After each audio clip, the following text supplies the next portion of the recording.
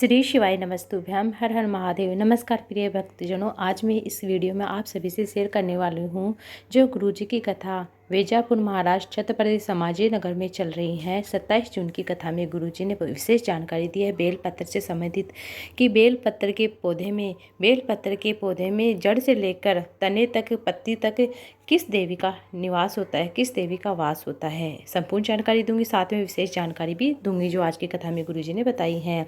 अब मैं आपको पहली जानकारी बताऊं कि आज गुरुजी ने बेलपत्र के किस स्थान पर देवी का स्वरूप होता है उसकी जानकारी देते हुए बहुत ही मतलब आपको एक साधारण सा उपाय भी बताऊंगी। आषाढ़ी गुप्त नवरात्रि चल रहे, पंचमी तिथि से संबंधित उपाय मैं आपको बताऊंगी।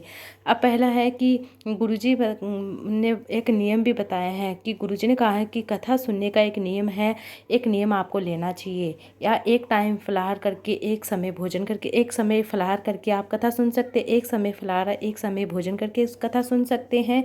आप 2 टाइम फलाहार करके, एक समय भोजन करके भी कथा सुन सकते हैं, पर कथा सुनना बहुत ज़्यादा ज़रूरी है। इसलिए कहा है कि गुरुजी ने बताया है कि विशेष अगर हम अपना पुण्य प्रबल होता है तभी भगवान की दृष्टि, प्रभु की दृष्टि हम पर होती है और हम कथा तक पहुंच पाते हैं। इस तरह से गुरुजी ने विशेष जानकारी देते हुए कहा है कि और गुरुजी ने सावन की जो शिव महापुराण की कथा है उसकी भी जानकारी दी है, किस तरह से कहाँ पर कथा होगी। जैसे गुरुजी ने कहा है कि प्रभु की दृष्टि यह नहीं देखती है कि आप गरीब हो, अमीर हो या कोई भी जाति की हो। प्रभु की दृष्टि ये देखती है कि आपके अंदर भाव क्या है, भक्त के अंदर भक्ति का भाव क्या है।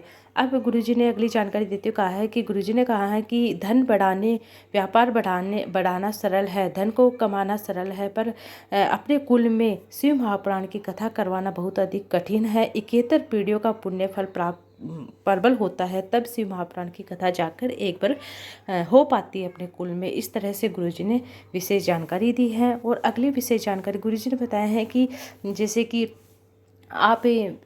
कि एक बेलपत्र का पेड़ होता है, उसकी जड़ से लेकर पत्ती तक किस देवी का वास होता है, इसकी जानकारी मैं अब आपको देने वाली हूँ। आप ध्यान से सुनिएगा।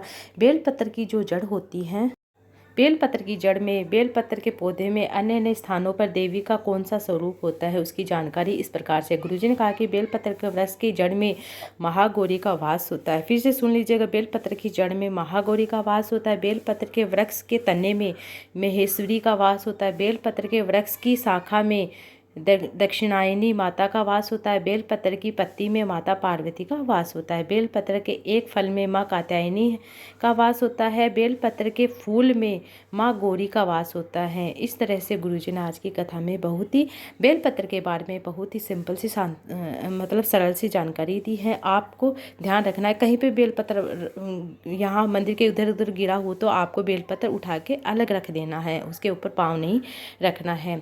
और फिर अगली जानकारी गुरुजी ने इस प्रकार से दी है कि अगर भोलेनाथ के मंदिर में चढ़ाने के लिए आपके पास बेलपत्र हो या नहीं हो, अगर आपके पास बेलपत्र नहीं है तो अगर आप बेलपत्र चढ़ाना चाहते हैं तो आप अपने हाथ की 3 अंगुलियां स्पर्श कर दो। स्पर्श करने मात्र से अपने मन में भाव ऐसा प्रकट कर लो कि मैं बेलपत्र चढ़ा रही हूँ। हाथ की 3 अंगुलियों का स्पर्श शिवलिंग में करते हुए, भोलेनाथ का स्मरण करते हुए या फिर किसी भी मंत्र का आप श्री शिवाय नमः ओम नमः शिवाय का जाप करते हुए आप मन में ऐसे कर लो कि उच्चारण करते हुए कि मैं भगवान भोलेनाथ को बेलपत्र चढ़ा रही हूँ। विशेष जानकारी इस प्रकार से गुरुजी ने अगली दी है कि कहा है कि बेलपत्र आपके पास नहीं तो आप इस तरह से आप मतलब 3 अंगुली लगाकर आप स्पर्श करके श्री शिवाय नमः ओम नमः शिवाय बोलते हुए आप भगवान देवादिदेव महादेव का कोई भी मंत्र जाप करते हुए आप 3 अंगुली लगा लेते हैं। अगर आपके पास चाहे बेलपत्र हो या ना हो, अगर आपका मन में ऐसा कि मेरे पास बेलपत्र नहीं है, मैं कैसे पूजा करूँ भगवान की, भोलेनाथ को कैसे रिझाऊँ, तो आपको 3 अंगुली स्पर्श कराकर, जैसे आप त्रिपुट बनाते हैं इस तरह से आप 3 अंगुली भगवान के शिवलिंग से स्पर्श करते हुए श्री शिवाय नमस्तु नमः ओम नमः शिवाय बोलते अपने मन में भाव प्रकट करते हुए आप इस तरह से मन में यह कर लो कि मैं बेलपत्र चढ़ा रही हूँ, मेरे पास बेलपत्र नहीं पर मैं बेलपत्र चढ़ा रही हूँ। आपको इस तरह से करने से भी आपको पुण्य फल प्राप्त होता है। अब मैं आपको अगली जानकारी दे रही हूँ। इस तरह से गुरुजी ने बताया है कि भगवान विष्णु ने कहा है कि भगवान शंकर की शिवलिंग पर भगवान के चरणों और चेहरे, जैसे कि आज की कथा में गुरुजी ने बताया है कि भगवान विष्णु और ब्रह्मा जी भगवान शिवलिंग में खोज रहे हैं कि चरण कहाँ है, मुख कहाँ है। तो जैसे कि भगवान विष्णु ने तो कहा कि मुझे तो भगवान शंकर के कोई भी चरण नहीं मिले हैं। तो इस तरह से गुरुजी ने बताया है कि इसलिए उनका नाम सत्य श्री नारायण पर आया, क्योंकि भगवान विष्णु ने सत्य बोला था और ब्रह्मा जी ने झूठ बोला था। केतकी को फूल को साक्षी मानकर है उन्होंने झूठ बोला था, और है ना गाय से बुलवाया था झूठ, इसलिए गाय का मुख पूजा नहीं जाता है। अगली जानकारी गुरुजी ने इस प्रकार से दी है, कहा है कि जैसे कि आप कोई पूजा किस तरह से करें, जैसे कि कोई भी पूजा कोई भी व्यक्ति किसी भी तरह से करते हैं तो उसे उस मंदिर में उसे कुछ नहीं करना है।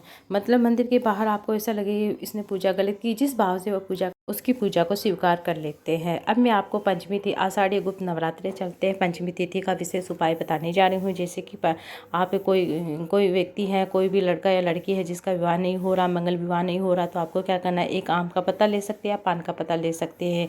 उसके ऊपर 2 स्वास्तिक चिन्ह बनाने हैं और एक चिन्ह है हल्दी से, एक चिन्ह है उसे कुमकुम से। सुन लीजिएगा, एक आम का पत्ता लेना है, उसके ऊपर 2 स्वास्तिक बनाना है, एक हल्दी का बनाना है, एक कुमकुम का बनाना है, और थोड़े से चावल लेने हैं, थोड़े से हल्दी में भिगो लेने हैं, थोड़े से कुमकुम में भिगो लेने हैं। जो हल्दी वाला स्वास्तिक बनाए उसके ऊपर तो कुमकुम वाले चावल चढ़ाने हैं, जो कुमकुम का स्वास्तिक बनाए उसके ऊपर हल्दी वाले चावल चढ़ाने हैं। और अपने हाथ में लेकर किसी अपने नाम और गोत्र बोलते हुए, जैसे नीम का वृक्ष है उसके नीचे आप रख के आ जाइए, अपना नाम और गोत्र बोलते हुए। आपका मंगल विवाह 3 महीने में अवश्य होता ही होता है। कोई भी कहीं से भी रिश्ता आता ही आता है। इस तरह से आप ये उपाय कर सकते हैं। बहुत ही साधारण सरल सा उपाय है। अलग से एक वीडियो लेकर आऊँगी जिसके अंदर फ़िलहाल की मतलब इस फ़िलहाल के समय आप अपने जैसे कि धन संपदा से संबंधित उपाय है, कला से संबंधित उपाय है, वो उन उपायों को आप कर सकते हैं इन दिनों में। आषाढ़ी गुप्त नवरात्रे में अलग से वीडियो लेकर आप उसे भी जरूर से देखिएगा। यह वीडियो अच्छा लगे तो वीडियो को लाइक ज़्यादा से ज़्यादा शेयर कीजिएगा। श्री शिवाय नमस्ते, नमः शिवाय, ओम नमः शिवाय आप कमेंट बॉक्स में जरूर से लिख के भेजिएगा। और अभी तक आपने मेरे चैनल को सब्सक्राइब नहीं किया तो प्लीज़ सब्सक्राइब जरूर से कर लीजिएगा, लाइक और शेयर जरूर से कीजिएगा।